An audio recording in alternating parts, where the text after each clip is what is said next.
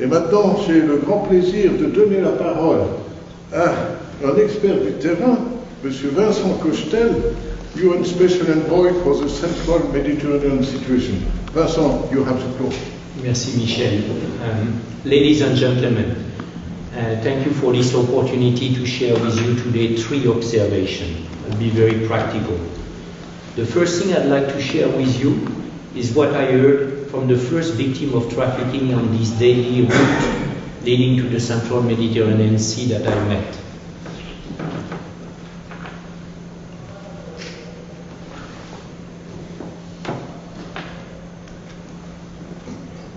It was silence. And that silence meant more than any spoken word. That silence communicated the challenges of establishing a meaningful, respectful, and effective communication with a victim of trafficking. The young man from Mali had been literally enslaved for almost 2 years by his traffickers. He was shackled most of the time and subject to various forms of torture and deprivation. His silence communicated his fear, but it also reminded me that trust cannot be assumed. It takes time, needs to be built, and it works differently with different people, based on their culture, age, gender, experience, trauma. It took him maybe 15 minutes to move his eyes from his shoes to meet mine. His look expressed fear as he was still at arm's length of his torturer. The first meeting was almost entirely non-verbal. And while I let the shared silence between us and a cup of tea create a zone of comfort, my mind focused on the referrals to be made. Yet between what was on the glossy paper of the National Referral Mechanism for Victims of Trafficking and what services actually were available, there was a huge gap. Victim response without protection means nothing. And whether the person was a refugee or a migrant did not really have any relevance at this point. The person needed physical, legal, social protection. Well, the first thing I looked for was shelter in the National Referral Mechanism Handbook. The first one did not exist in reality. The next one was full.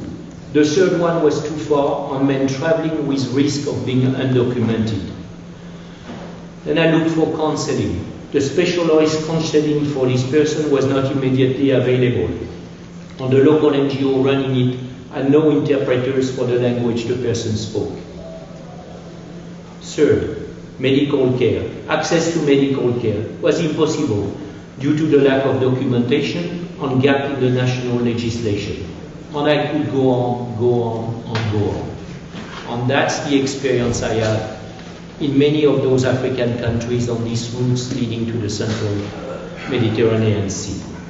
The second observation I'd like to share is my frustration at the growing gap between the renewed political calls suggesting that more is being done against human traffickers and the reality I know at least on the route where I work.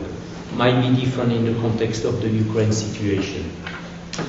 The UNODC annual report brings its load of depressing statistics. One of them always strikes me is about the decreasing prosecution and conviction rates for human traffickers. How often have we heard we need to defeat the business model of the human traffickers? But are we making progress?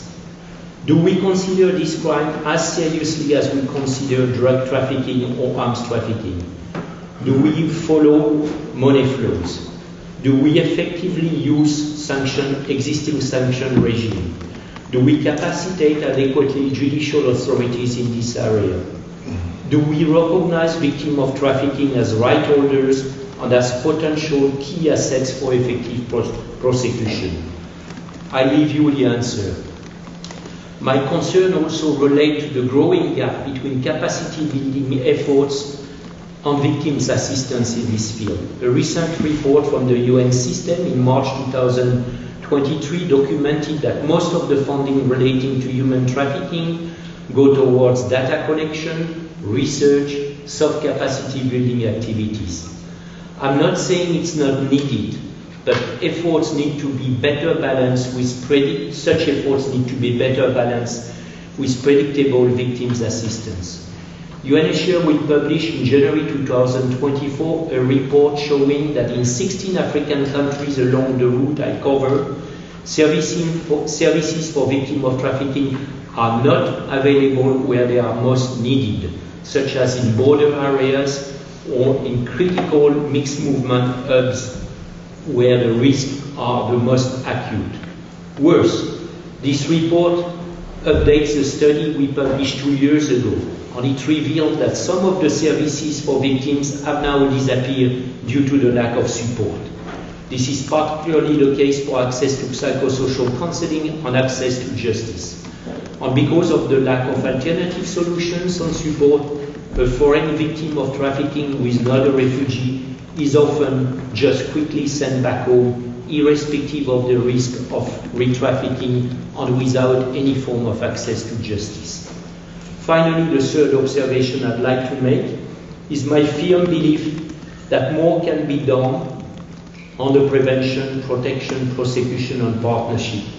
As an example, together with IOM and UNODC, we set up 3 years ago a small pilot project without any dedicated resource, known as PACTAS, to pick up from social media posts, including those originating from traffickers themselves who publicize their ransom request, incidents of human trafficking involving migrants and refugees in Libya, Chad, Niger and Sudan. We were able to document cases involving more than 15,000 victims. Referrals led in some instances to their release from traffickers' underground networks, but not everyone was released. But no one can say today we didn't know. These cases are known. Impunity for the traffickers is no longer a certainty.